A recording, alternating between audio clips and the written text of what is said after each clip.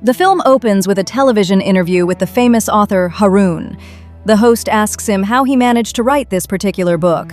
Harun replies that he has written about 17 books, but only this one has become famous and gained massive popularity. The host is astonished that a book released just 7 weeks ago has already topped the bestseller list. He then asks Harun about the concept of personal justice. Harun explains that, to him, it means a group of individuals taking illegal measures to establish justice in the country.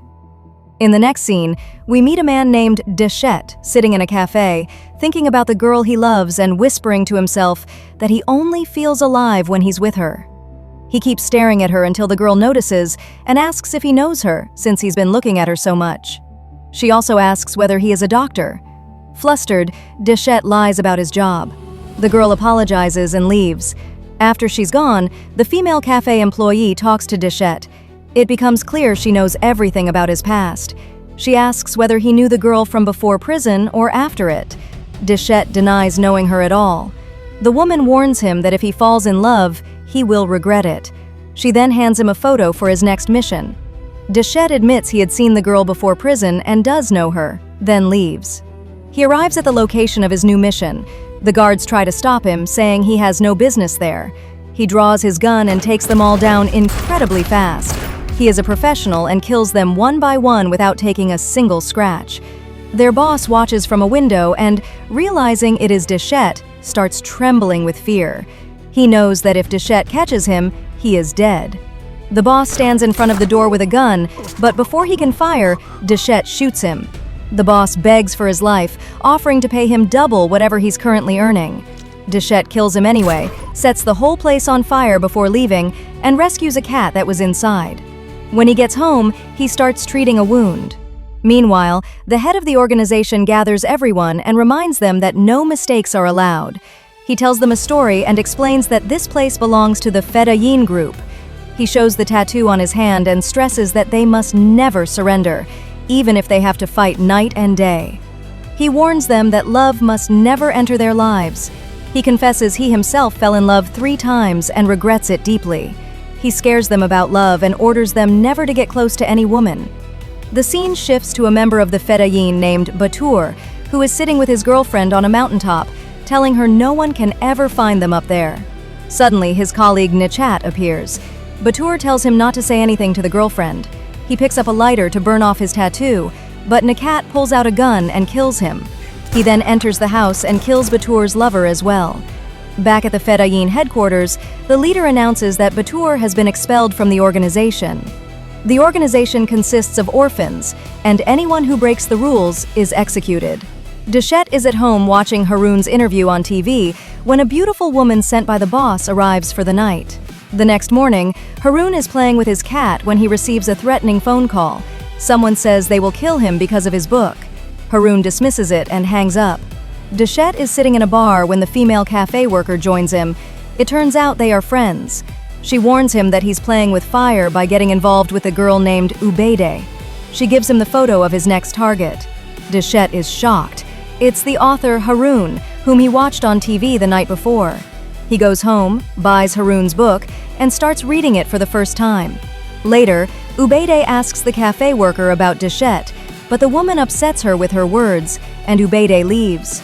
By chance, she runs into Dahshat and apologizes for her earlier behavior. Dahshat accepts the apology and explains that when he was 6 or 7, he had a severe stutter and couldn't speak properly. Ubed guesses he must have suffered some childhood trauma. She suggests they start over and get to know each other properly. They grow closer. Ubed is surprised by his unusual name, and Dahshat says only about 40 people in the world share it. She asks about his job. He claims he works in excavation and construction. Ubed is fascinated by his personality, and Dahshat jokes that he will come to her for treatment. He no longer hides his loving looks. She mentions the hospital is near her father's house and that they will surely see each other again. Dahshat is stunned when Ubed's father arrives. It is none other than the author Harun, the man he has been ordered to kill. The 3 of them sit together. Dahshat keeps staring at Harun. Harun talks about how he wrote a book on personal justice, how everyone has turned against him, and how people want to kill him. He speaks about the chaos in the country, the lack of security, and the need for the government to crack down on mafia and criminal organizations. Dahshat tries to argue that not every mafia member is a terrorist or murderer. Some are actually trying to uphold the law. Harun asks if he is a sociology researcher. Dahshat says he's just a simple worker. Harun takes a liking to him. At dawn, Dahshat breaks into Harun's house to kill him, even though he is Ubed's father. He finds Harun praying and cannot bring himself to shoot. He looks at photos of Ubed and leaves. He goes to the boss and says he couldn't kill Harun because he was praying. The boss is surprised that God has guided Harun and that he now prays. Dahshat says he can't kill him. He has spoken to the man and seen his genuine faith. The boss insists Harun must die because his book is destroying their lives. He gives Dahshat 5 days leave but declares the Harun matter closed. The author will definitely be killed. Dahshat goes to a bookstore to get Harun's autograph. He asks a religious question, but Harun refuses to answer, saying he doesn't get involved in religious matters. Dahshat says goodbye. On his way out, he bumps into Ubed. He remarks that coincidences in love are beautiful, though he insists he is not in love. Ubed says she has to deliver medicine to her father because of his heart condition, then go to the hospital. She mentions that Tuesday is her father's birthday and invites Dahshat to come.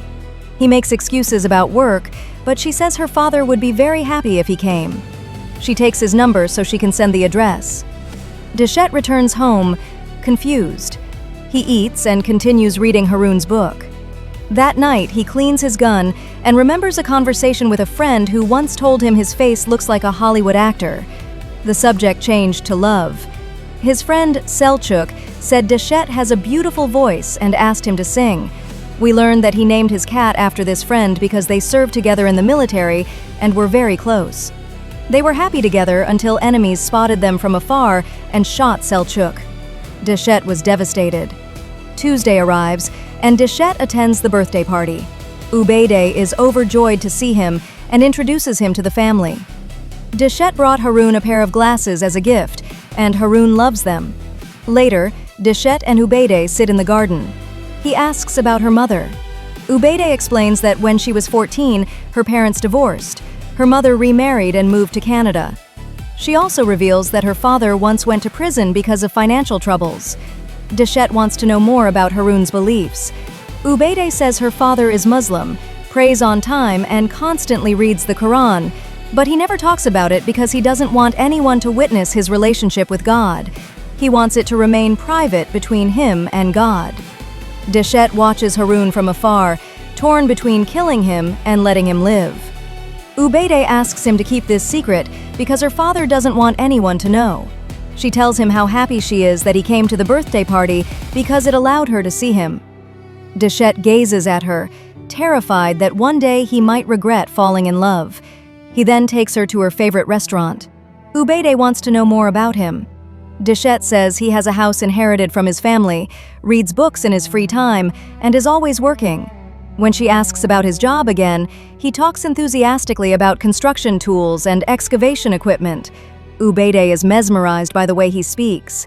Suddenly, he falls silent and says he is not worthy of her attention.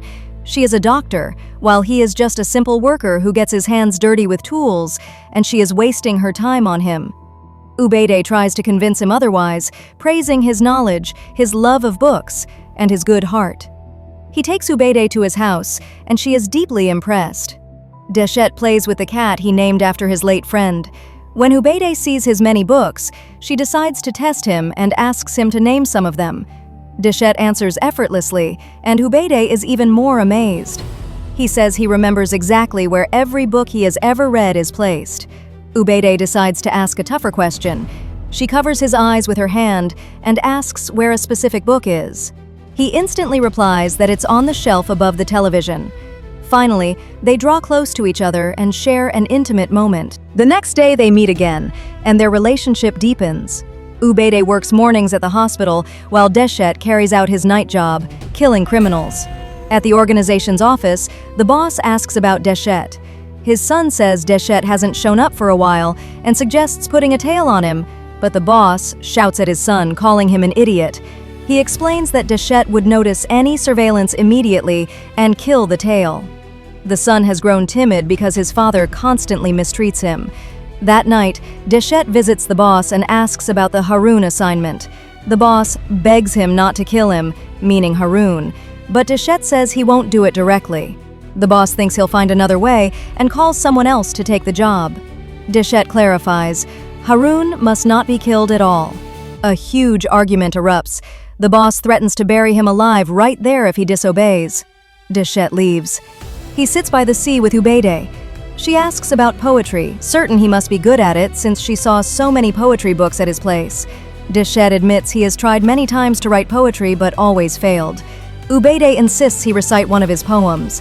After much pleading, he finally does, and she is stunned by its beauty. At that exact moment, the boss's son secretly takes photos of them. That night, Dahshat confronts Rakum, the new assassin assigned to kill Harun. He asks Rakum to drop the mission, but Rakum is too afraid of the boss and refuses. They fight. Rakum is huge and nearly kills Dahshat, but Dahshat draws his gun, shoots him, and buries the body. He then goes to his friend Bekir, who stutters, and tells him everything. Meanwhile, the boss's son shows the photos to his father. The boss is shocked and furious, telling his son that if Dahshat had seen him taking the pictures, he would have killed him on the spot. He immediately calls Nakat and orders him to come at once. Someone has to die. At the same moment, as Ubed walks to her car, she is kidnapped by several men and taken to an abandoned building. Nakat sits beside her and says he will tell her everything about Dahshat. Dahshat wakes up suddenly, hearing a noise. He grabs his gun but calms down when he sees the boss and his men. They show him the photos of him with Ubed and threaten him for breaking the group's rules. Then they play a video of Ubed being held hostage. Dahshat puts his gun to the boss's son's head to quiet everyone. The boss pulls his own gun and shoots Bekir dead, then reveals he knows Dahshat killed Rakum. Dahshat stares at Bekir's body and, heartbroken, promises the boss he will kill Harun and then come back to settle the score. The boss warns that if he disobeys, everyone he loves will die. He gives him 24 hours. Dahshat cries over Bekir's body, then goes to Harun. He tells Harun the whole truth, that he is a Fedai, raised on the streets, finished high school, then joined the Fedayeen. He names his friends, all orphans like him. He spent 5.5 years in prison, which is how he read all those books, and the organization ordered him to kill Harun. Harun is devastated, feeling his daughter's love was exploited. Dahshat explains he has known Ubed for years. He recalls the day he was between life and death in the hospital, and Ubed fought to save him. That same day, he was sent to prison. Back to the present, Dahshat hands Harun his gun and tells him to shoot, but Harun, overwhelmed with anger and grief over his daughter's situation, suffers a fatal heart attack. Dahshat tries to revive him but fails. Then he plays a video message from the boss demanding to see blood. Dahshat must shoot Harun in front of the camera. Dahshat obeys and shoots the already dead Harun. Nakat goes to Ubed and tells her Dahshat killed her father. She refuses to believe it until Dahshat arrives to rescue her. He begs her to take the car and escape, but Ubed refuses to leave him because she loves him. Nakat shoots her dead right in front of Dahshat. Dahshat breaks down crying. Nakat is about to kill him too, but the boss's son says he wants the honor. They bury Dahshat and Ubed alive. After they leave, Dahshat, still breathing, digs himself out, pulls Ubed into his arms, but she is dead. Members of the Fedayeen go to the bar and tell the female bartender they've killed Dahshat. She rushes to help and finds him weeping over Ubed's body, trying to comfort him. 4 months later, the boss gathers the men.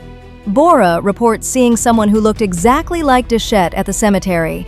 Everyone is terrified. Meanwhile, Dahshat prepares his weapons for revenge. The bartender begs him to leave the city and start a new life far away, but he refuses. That night, Dahshat hears a noise. One of the boss's men has come for him. He kills him. Then he starts hunting the others, one by one. Dahshat senses something is wrong and grows frightened. When he turns around, Dahshat is there. They fight fiercely. Dahshat stabs Dahshat multiple times, but Dahshat rises and finally kills him. Next, he goes after the boss's son, beats him and takes him away. He sends a gift to the boss. When the boss opens the box, he finds his son's severed hands inside. Dahshat calls and promises the boss is next. Terrified, the boss sends all his men after him. They track him on security cameras, but Dahshat has a clever plan. He crashes in with a large vehicle. When the guards approach, they see the boss's son's corpse. The boss flies into a rage. Dahshat slips in through the back door and kills everyone, one by one. Finally, he faces the boss, takes a knife, and kills him. The next day, Dahshat decides to leave the city and start a new life. He looks at a photo of himself with Ubed, and here the film ends.